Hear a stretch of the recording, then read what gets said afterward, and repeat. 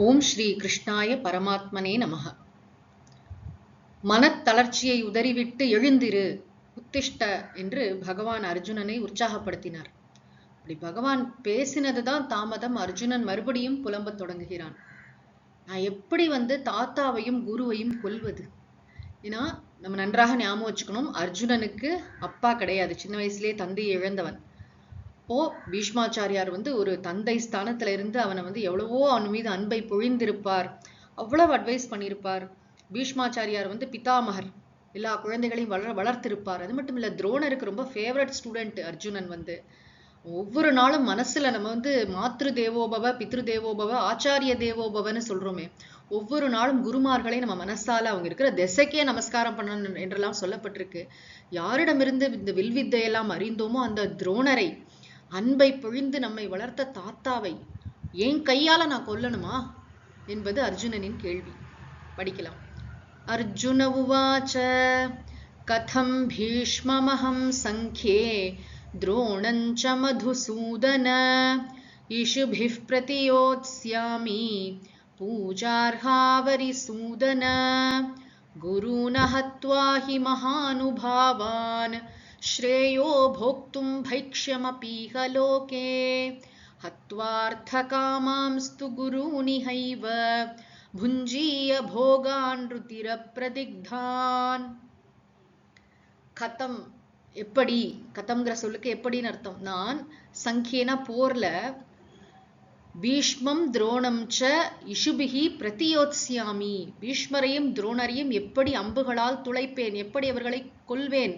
அவர்கள் யார் தெரியுமா? பூஜார்ஹௌ, பூஜைக்குரியவர்கள், வழிபாட்டுக்குரியவர்கள். பகவானை அட்ரஸ் பண்றது கூட அழகா கூப்பிடுறான். மதுசூதன, அரிசூதன, மது என்ற அரக்கனை கொன்றவனே, பகைவர்களை அழிப்பவனே, நீ ராட்சசர்களை கொல்றது இருக்கட்டும், அரக்கர்களை கொள்வது இருக்கட்டும், நான் குருவை எதுக்குப்பா கொல்லணும், என்னோட தாத்தாவை எதுக்கு கொல்லணும்? இந்த மாதிரி ஒரு நெருக்கடியான, இக்கட்டான, ஒரு ஹெல்ப்லெஸ் சிச்சுவேஷன்ல நான் இருக்கேனே, என்னை பார்த்தா பாவமா இல்லையா? அது மட்டும் இல்லை, இந்த குருமார்களை கொல்லாமல், குரு நகத்வா, இந்த மகானுபாவர்களாகிய இந்த குருமார்களை கொல்லாமல் பிச்சை எடுத்து சாப்பிட்றது கூட சிறந்தது. பைக்ஷ்யம் அப்பி இக லோகே போக்தும் ஸ்ரேயா, பிக்ஷை எடுத்து கூட சாப்பிடலாம்ப்பா. ஏன்னா பிக்ஷை எடுப்பது யாருடைய தர்மம்? துறவிகளின் தர்மம், ஒரு க்ஷத்ரிய வீரனின் தர்மம் அல்ல, இல்லறத்தானின் தர்மம் அல்ல. நம்ம திருக்குறள், கீதை மாதிரி நூல்களை ஆழமா படித்தால்தான் தெரியும், இல்லறத்தான் ஒரு பொழுதும் பிச்சை எடுக்கக்கூடாது. அவன்தான் மற்ற 3 பேரையும் காப்பாற்றணும். யாரு? பிரம்மச்சாரி, வானப்பிரஸ்தன், சன்னியாசி, எல்லோருக்கும் உணவிட வேண்டிய மாபெரும் பொறுப்பு இல்லறத்தான் இருக்கு. அவன் போய் நான் பிச்சை எடுக்கிறேன்னா இங்க எவ்வளவு பெரிய தர்மத்துல ஒரு குழப்பம் இருக்குங்கிறது நமக்கு தெரியணும். இந்த இடத்துல படிக்கும் பொழுது அவர்களை கொல்லாம நான் எங்கேயாவது ஓடி போயிடுறேன், நான் எங்கேயாவது போய் ஒரு துறவியாகி நான் பிச்சை எடுத்து சாப்பிட்டுக்கிறேன், இவர்களை கொன்று விட்டு நான் ஒருவேளை இந்த ராஜ்யத்தை அனுபவிக்கிறேன்னு வச்சுக்கலாம். அது எப்படி தெரியுமா இருக்கும்? நான் அனுபவிக்கின்ற இன்பங்களும் செல்வமும் போகங்களும் ரத்தம் தோய்ந்ததாக எனக்கு தோன்றும். அவ்வளவு கில்ட்டு இல்லையா? எப்படி அதெல்லாம் அனுபவிக்கிறது? ஒவ்வொரு நாளும் இந்த உணவை சாப்பிடும் போதும், இந்த அரசாட்சியை அனுபவிக்கும் போதும் அவர்களை கொன்றது இல்லையா என்னோட மனக்கண்ணில் தோன்றும். நான் எப்படி அந்த அந்த குற்ற உணர்ச்சியை நான் எப்படி கடக்க முடியும்? வாழ்க்கையில ஒரு குருன்னு ஒருத்தர் இருக்கார், தாத்தான்னு ஒருத்தர் இருக்கார், ஒரு பெரியவர் இருக்காருன்னா வாழ்நாளின் இறுதி மூச்சு வரை நான் அவர்களை வழிபடத்தானே வேண்டும். அவர்களை பார்த்துக்கிற பொறுப்பு இல்லையா எனக்கு? அவர்களை போய் கொன்னுட்டு நான் ஒரு ராஜ்யத்தை அடைய போறேன்னா அது எப்படி பாது அப்படின்னு அர்ஜுனன் மறுபடியும் புலம்ப தொடங்குகிறான். தொடர்ந்து அடுத்த ஸ்லோகத்துல என்ன சொல்றாங்கிறத பார்ப்போம்.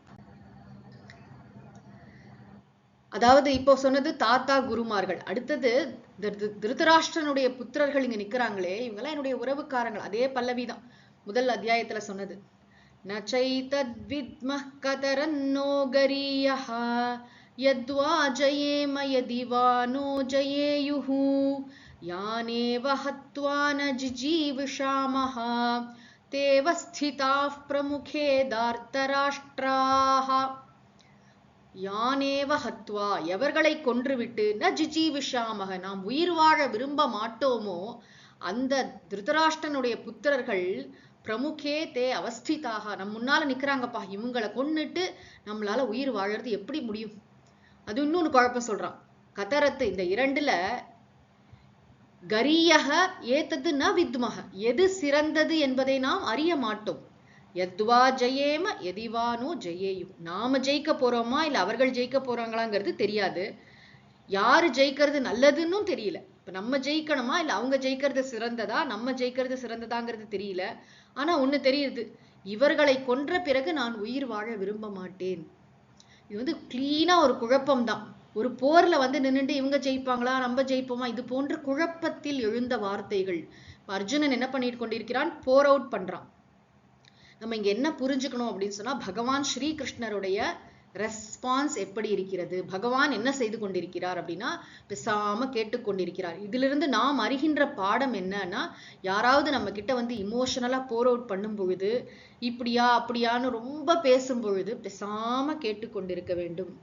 இதுவா, இது சரியா அது சரியான்னு தெரியல என்று கேட்டால் கூட பதில் சொல்லக்கூடாது.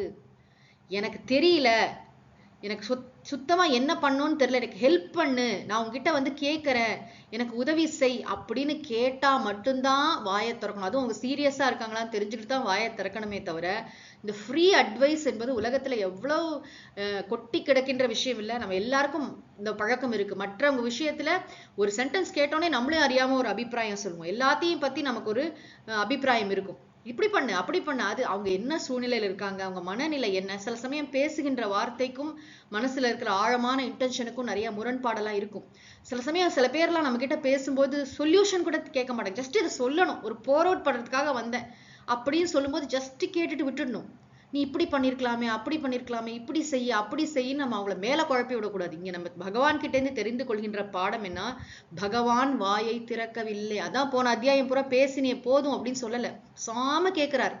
இது நம் வாழ்க்கைக்குரிய பாடம். யாராவது வந்து நம்ம கிட்ட கேட்டா, நீதான் சொல்லணும் அப்படின்னு நிஜமாவே கேட்டா, இப்படியா அப்படியா குழப்பமா, அந்த குழப்பத்தை சொல்லும்போது வாயை திறக்க கூடாது. உண்மையிலேயே கேட்டால் மட்டுமே தான் நாம் வாயை திறக்க வேண்டும்.